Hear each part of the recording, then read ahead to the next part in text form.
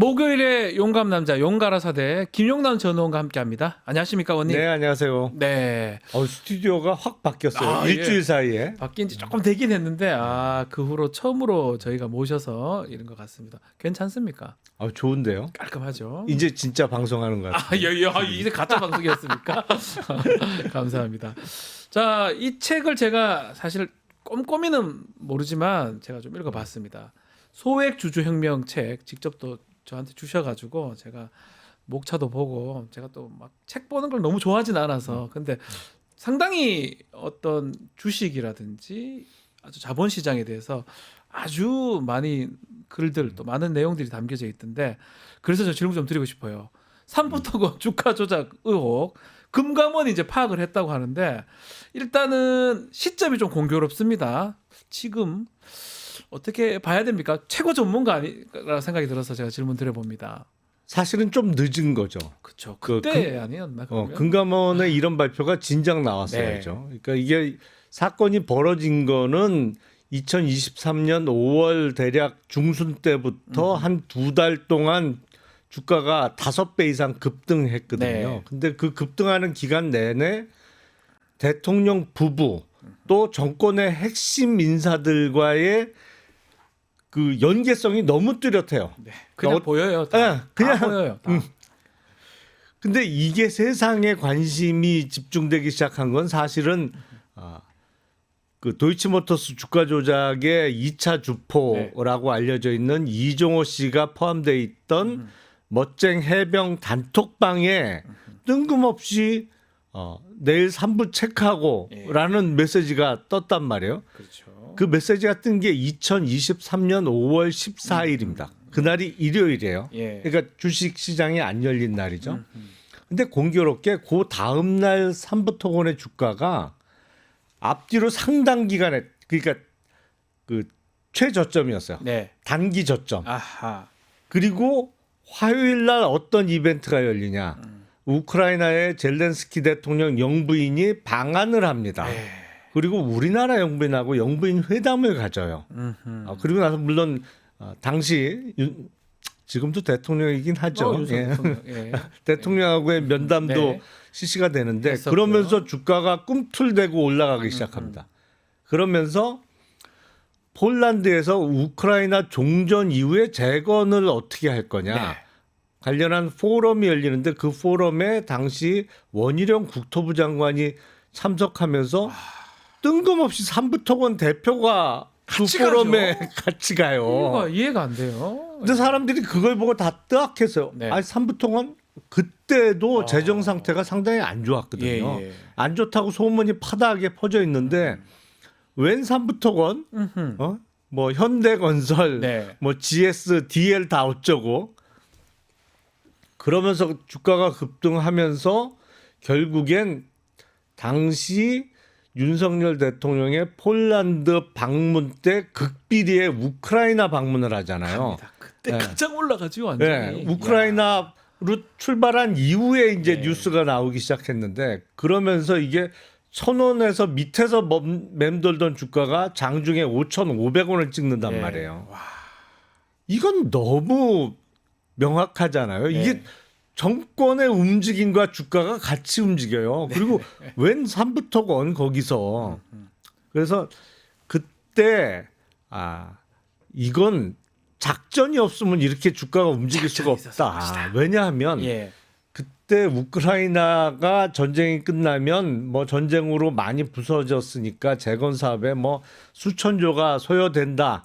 그러면서 그 재건 사업에 우리나라가 적극적으로 참여하고 마치 그때는 삼부토건이 선두에 서는 것처럼 네. 비춰졌어요. 근데 그렇게 보였죠. 네. 보도가 일단 삼부토건의 재정도 문제지만 나가기 직전이었고 네. 해외 투자를 하지 않겠다고 공시한 바가 있어요. 네. 더 이상 못한다. 그리고 우크라이나 재건 사업에 돈을 누가 댈 누가 건데? 됩니까?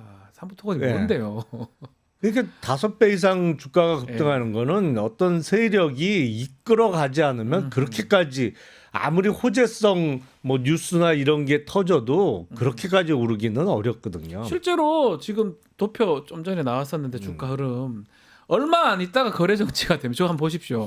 저기 보면 우크라이나 방문할 때 5,500원 찍을 때가 이제 네. 저 완전 고점을 찍은 다음에 주르륵 떨어져 가지고 얼마 안 있다가 삼부 토건이 거래 정지돼 버려요. 그러니까 저 사이에 이제 작전 걸려 가지고 먹을 사람 먹고 날라버린 거 아니겠습니까?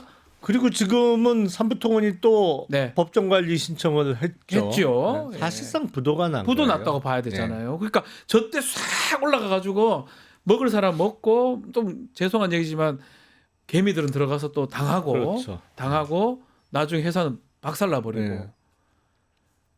주식 전문가시고 우리 의원님은 주식에서 좀 이득 보셨습니까? 여기 댓글에 네. 저런 책을 썼다는 거는 주식에서 안 좋은 기억들이 많으셔서 썼다. 우리 김용남 의원님 이런 댓글도 있어서 그 토탈하면 까이진 않았는데, 까이진 않았는데. 물론 많이 벌었을 때도 있고 예. 뭐 그때보다는 조금 못한 상태이기도 하고 그런데 뭐 까먹지는 않았어요. 그러니까 이 검사하시면서도 이 주식 많이 보고 또 변호사 하시면서도 이게 봤기 때문에 이거는 충분히 작전 가능성 저건 높다. 작전으로 보이고 저는 검사할 때는 주식 투자를 안 했습니다. 이제 그렇습니다. 안 하고 예. 주식 관련한 범죄 수사를 했죠. 했죠. 예. 증권 관련 수사를 했던 거고 네. 주식을 실제로 투자한 건 최근의 일이기는 합니다만 네. 저건 누가 봐도 작전이에요. 작전이다. 근데 저는 의문이 드는 게 네. 이게 작년 7월에 예. 이른바 최상병 사망 사건과 관련한 그 이종호 씨가 부각되면서 네. 임성근 사단장의 어떤 구명 활동을 한 핵심 관계자로 이종호 씨가 부각되고 거기에 또 단톡방에 산부가 등장하면서 집중 조명을 받았는데 그렇죠. 왜 이제서나 내놓느냐. 그때 도이치모터스 이종호 삼부 그 골프 삼부 아니다. 삼부 토건이다. 다 나왔지 않습니까? 다 나왔어요. 그러면 사실은. 금융기관에 특히 금융당국, 금융감독원이나 이런 데서는 사실 보려면 금방 볼 수 있는 거 아닙니까? 그렇죠. 그 시점에 누가 돈을 벌었고 누가 팔고 나갔고 누가 샀고 찾았어야 되는 거 아닙니까? 그리고 그 훨씬 전에 네. 그러니까 2023년 5월부터 7월 사이에 갑자기 주가가 5배 이상 급등하고 거래량이 네. 수백 배가 폭등을 그러니까요. 했습니다. 근데 이게 금감원 말고 증권거래소에 이상거래 적발 시스템에 안 떴을까? 무조건 뜰 것 같은데요. 이게 어떻게 안 뜨지? 안 뜨죠. 네. 이 거액 돈이 계속 들어오고 계속 판매가 되고 뭐 사고 이러는데 이게 말이 그러니까요. 됩니까? 네. 야 그런 것 중에 가장 눈에 띄는 게 이종호라든지 김건희 지인들 이 네. 사람들 아니겠습니까? 그래서 민주당이 지금이라도 김건희 수사가 필요하다 이렇게 얘기를 하는데 어떻게 보십니까? 이거는 사실은 김건희 특검법의 내용에 들어있던 거죠. 네. 근데 하도 계속 거부권이 거듭 행사되고 폐기되기를 반복하니까 이제는 이제 명태균 특검법이잖아요. 그래서 네. 명태균 특검법에는 삼부토건 관련된 내용은 빠져 있습니다. 빠져 있어요. 물론. 예. 그런데 이거는 지금이라도 해야 되는 건 맞죠. 근데 막무가내로 거부를 하니까. 그러니까요. 논리도 없이. 네. 근데 금감원장이 이복현 전 검사죠. 네. 이른바 윤사단의 경제통이고 막내 검사 아닙니까? 그렇죠. 그러니까 누가 봐도 최측근 중에 한 네. 명인데 어쨌든 시기적으로 대단히 늦었습니다만 금감원에서도 이런 결과를 내놓기 시작했단 말이에요. 네. 그럼 포기한 거잖아요. 검찰이 제가 보기엔 너무 감이 없어요. 감이 없는 이 정도 건지. 되면 들어 해야죠. 그러니까 이게 사실상 살곤수라 하잖아요. 살아있는 권력은 뭐 수사하기 어렵다 해도 죽어가는 권력은 수사를 해야 되는 게 그러니까. 검찰 아닌가요? 네. 그래야 우리 또 조직도 살 수 네. 있는데 예전에 그렇게 뭐 죄송한 얘기지만 검찰이 그렇게 해가지고 그 조직을 많이 또 유지했던 근데 측면도 지금은 있잖아요. 아니 누가 봐도 이건 그걸 했어야 되는데요. 하면 찾기도 쉽고 죽기 일보 직전인데 네. 지금도 안 한단 그것도 말이에요. 지금도 안 하고 네. 있고 뭐 때문에 그러는지 알 수가 없는 상황이다. 어쨌든 삼부토건 사건 눈여겨봐. 근데 제가 봤을 때는 그 전에 뭐 너무나 많은 사건들이 있어서 다 내란이 더 크니까 이제 이게 좀 덮인 것 같은데 지금이라도 좀 봐야 되지 않을까 생각해요. 차근차근 해야죠. 네. 국가기관을 이용해 가지고 돈벌이를 한다. 이게 말이 됩니까? 아니면 본인이 안 벌더라도 지금 누구한테 벌게 만들어 준 거잖아요. 근데 이게 이건 말이 너무 됩니까? 노골적이에요. 예. 이게 대통령 부부의 움직임과 주가가 어떻게 이렇게 똑같이 같이 가느냐고. 갑니까? 이 말이 됩니까? 자, 또 하나 좀 봐야 될 게 이철규 의원의 그 아들 마약 사건, 또 장제원 전 의원 성폭행 사건, 또 건진법사 지금 카카오 압수수색 등등 지금 선거가 조기 대선으로 갈 수도 있는 이 상황에서 이른바 친윤들 수사 대상에 올랐다 이런 얘기가 있으면서 뭔가 검사나 경찰 캐비넷이 열린 거 아니냐 이런 얘기가 나오는데 이건 어떻게 봐야 됩니까? 그거는 조금 분리해서 봐야 될 것 같습니다. 왜냐하면 장제원 전 의원 같은 경우에는 최근에 고소가 이루어졌다는 네. 거잖아요. 그러니까 그거는 뭐 오래전부터 사건을 갖고 있다가 이제 수사를 시작하는 거하고는 성격이 좀 다른 것 같고, 네. 물론 그게 그전엔 정권의 실세였으니까 고소를 못 하다가 전국의 변화로 인해서 이제 피해자가 고소장을 내게 됐다는 측면도 있을 수 있겠죠. 그렇죠. 하지만 예. 수사기관이 갖고 있던 사건은 아니니까. 캐비넷은 아니다. 이거는. 예. 네. 이철규 의원의 아들 사건은 오히려 그거는 약간의 권력의 힘이 작용해서 수사가 늦어졌던 거 아니냐. 네. 그리고 수사를 할 의지가 원래 없었던 거 아니냐. 이런 의심을 받기가 충분하죠. 네. 그러니까 그 이른바 던지기 수법으로 그 마약 범죄가 벌어진 거는 작년 10월 29일이에요. 근데 인적 사항을 확인한 게 그러니까 누구다라는 거를 확인한 건 금년 1월 3일이라고 합니다.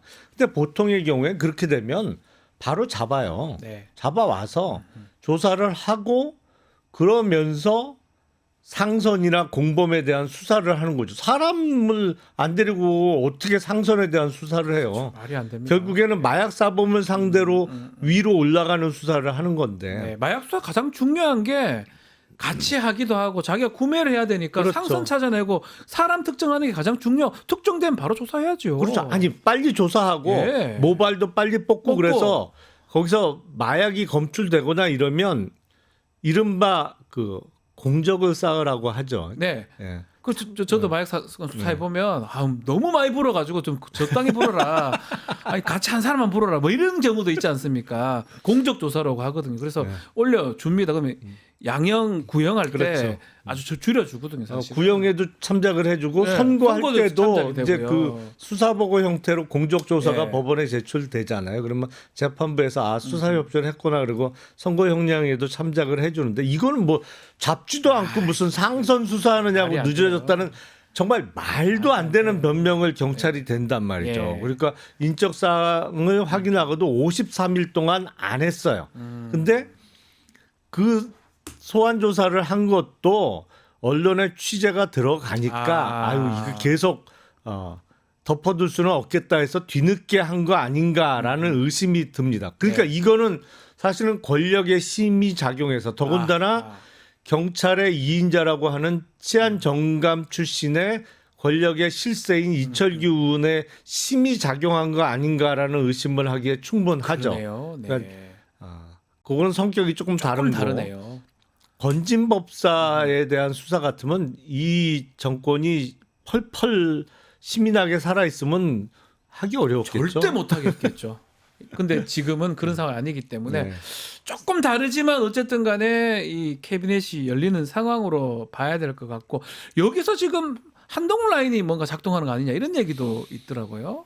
뭐 그럴 가능성도 있다고 봅니다. 근데 그거는 공식적으로 확인되기가 어려운 어렵겠죠, 일이기 아무래도. 때문에. 예. 근데 제가 보기엔 한동훈 라인의 가동이 아니고 검찰 전체적으로 이 정도 상황 되면 본인들이 살기 위해서라도 태도를 바꿔서 적극적으로 정권 비리 아니면 정권의 핵심과 관련된 사건 수사에 적극적으로 나가야 되는데 네. 지금 그렇지는 않고 있단 말이에요.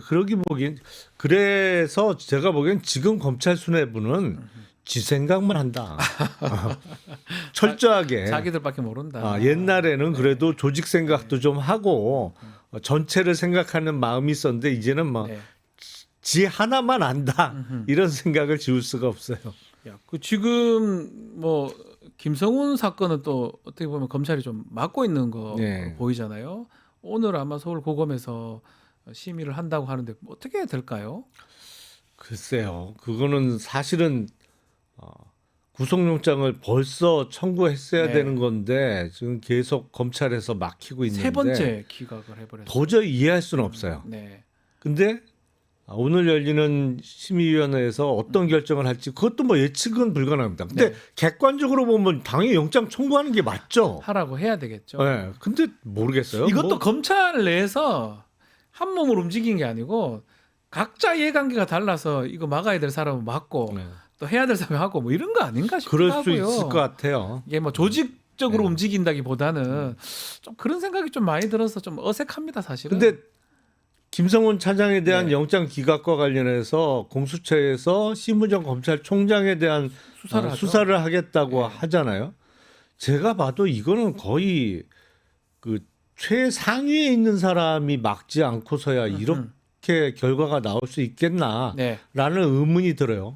물론 이유는 뭔지 아직은 확인은 안 됩니다. 네. 왜 그러는지. 왜 그러는지 뭔가 있겠죠. 비하폰 얘기들을 하고 있는데 그건 확인을 해봐야 됩니다. 실제로 확인이 돼야 중요한 것 같고 검찰 얘기 하나만 더 하면 지금 명태균 수사는 좀 진전이 되는 것 같습니다. 중앙지검으로 옮겼는데 지금 특검법이 통과되니까 뭐 그런지 몰라도 명태균 씨도 조사를 한다고 그러고요. 강혜경 씨도 참고인 조사를 한다고 합니다. 결국 조사가 좀 빨라질까요? 특히 김건희, 윤석열 조사할 수 있냐 이 부분이 핵심 같은데요. 아니 뭐 지금 조사한다고 빨라지는 건 아니죠. 뭐 이게 언제적 일인데. 벌써 석 달 지났습니다. 네, 벌써 했어도 다. 아니 그리고 창원지검에서 안 했겠어요? 네. 안 했나 진짜? 모르겠습니다. 그럼 뭐 한 거예요 그동안 몇 달 동안? 예. 그러니까 늦은 거고 음. 사실은 그렇게 많은 의혹들이 이미 언론을 통해서 아니면 사건 당사자의 전원을 통해서 알려졌으면 네. 진작했어야 되는 거죠. 네. 그리고 언젠가는 특검이 시행되지 않겠어요. 물론 시기의 문제입니다만 네.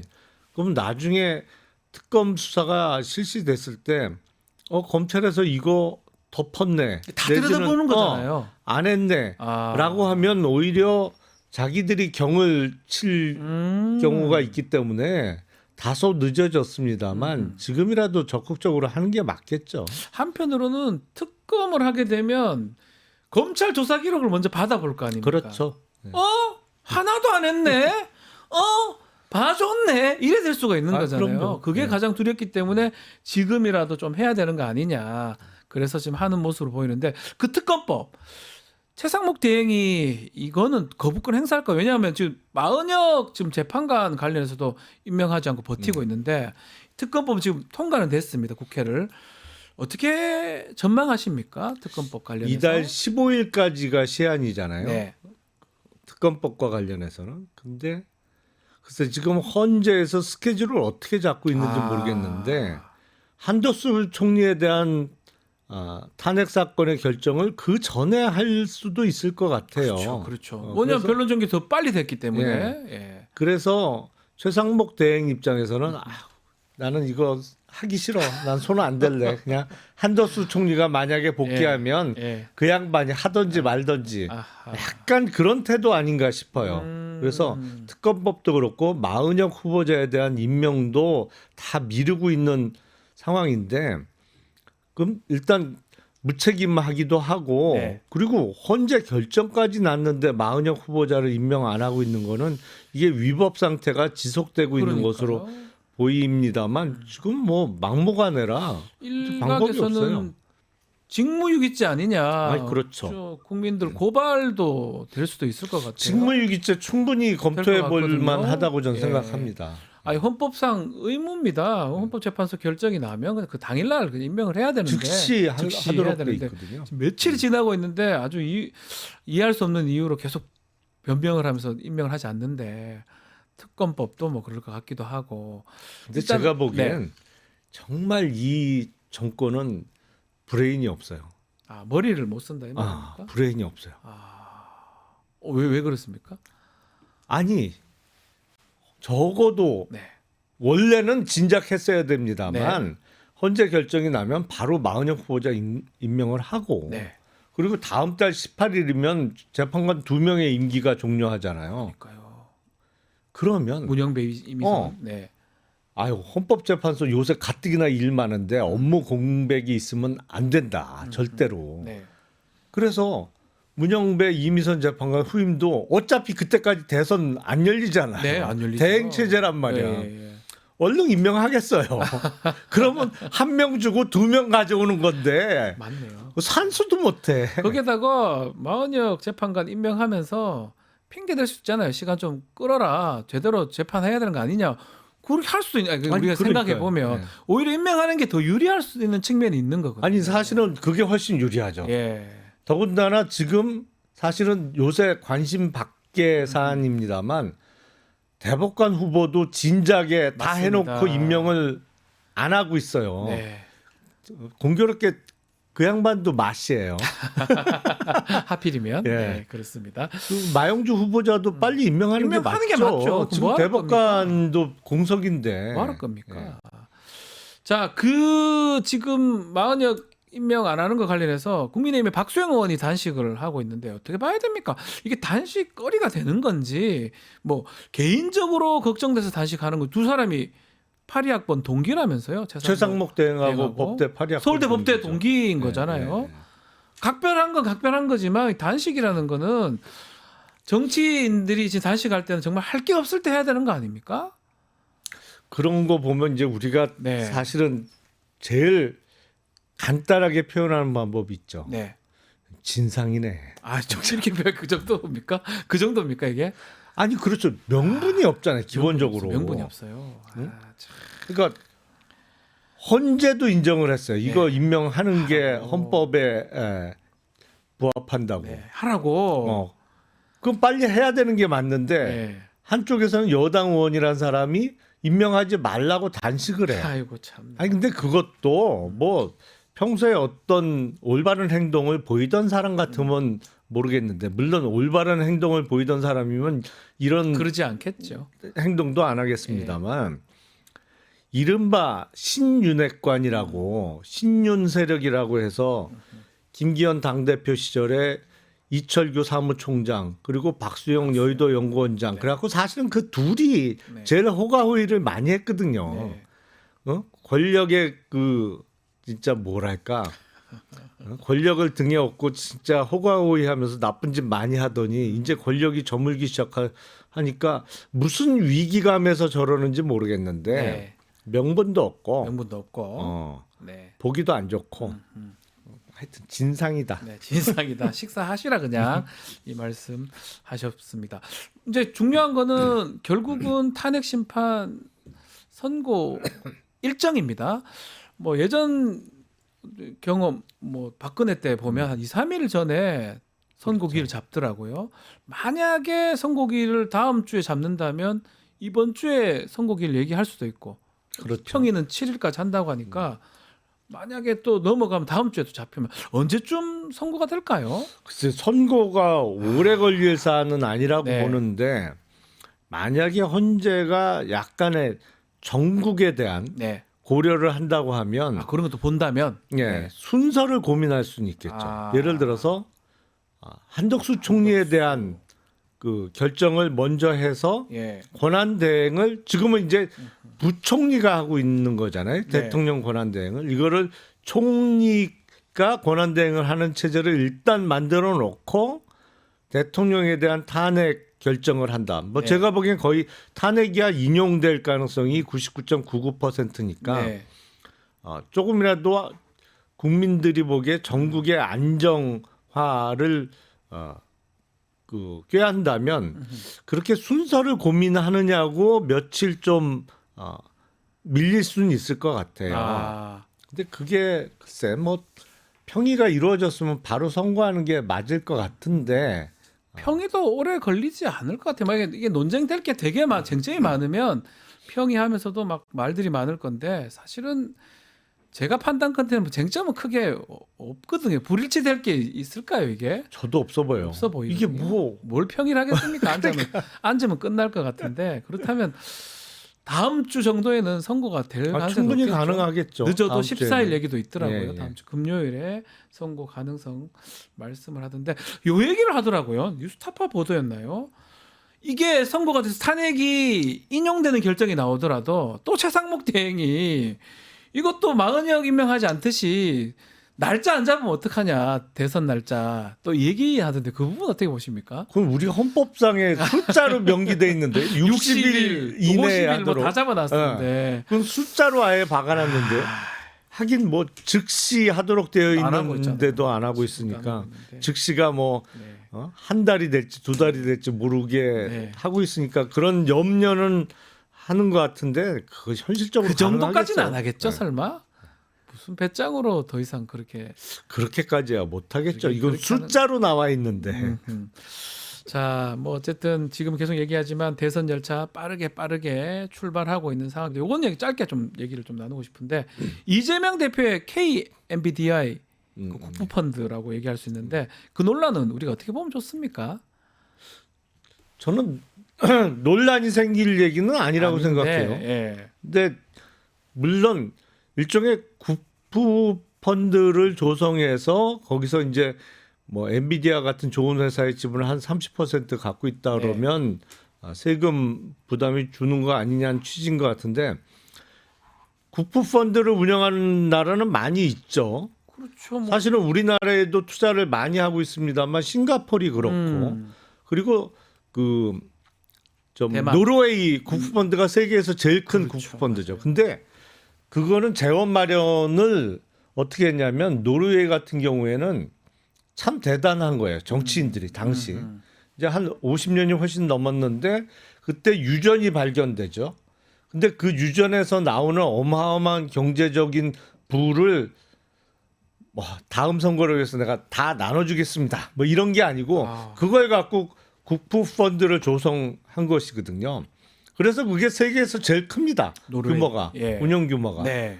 싱가포르는 뭐 고 이광열 총통이 워낙 대단한 사람이다 보니까 또 선견지명이 있어서 네. 그거를 해놓은 거고 우리도 그런 게 있으면 좋은데 문제는 재원 마련을 어떻게 하느냐는 문제하고 그리고 막상 펀드가 조성됐을 때 운영을 얼마나 정치로부터 독립돼서 그것도 철저하게 경제적으로 운영을 하느냐. 그것도 중요합니다. 그런 문제들이 나올 수 있는 거죠. 저는 논란이 생길 문제는 아니라고 생각해요.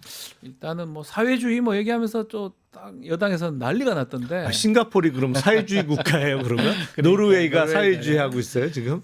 대만의 TSMC는 또 어떻게? 그건 좀 억지고. 억지죠. 예. 아니 그리고 어젠가 정부에서도 발표했잖아요. 네.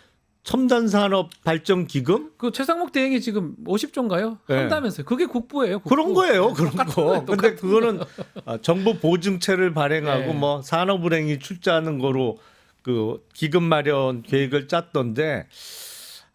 국가 주도하는 건 똑같은 거잖아요. 근데 사실. 약간 기금 마련 방법은 저는 조금 제 생각하고는 다릅니다만. 네. 예. 하나만 더 달아보겠습니다. 한동훈 전 대표 얘기 좀 해보면 탄핵을 찬성했는데 윤석열한테 미안하다 얘기하면서 또 탄핵 그 반대 집회 참여자한테 고맙다. 이게 뭐 죽을 뻔했다면서요. 근데 또 이게 뭐 어떻게 이해해야 됩니까? 이랬다 저랬다가 결국엔 표 때문에 그러는 것 표 같은데. 때문에 이러면 됩니까?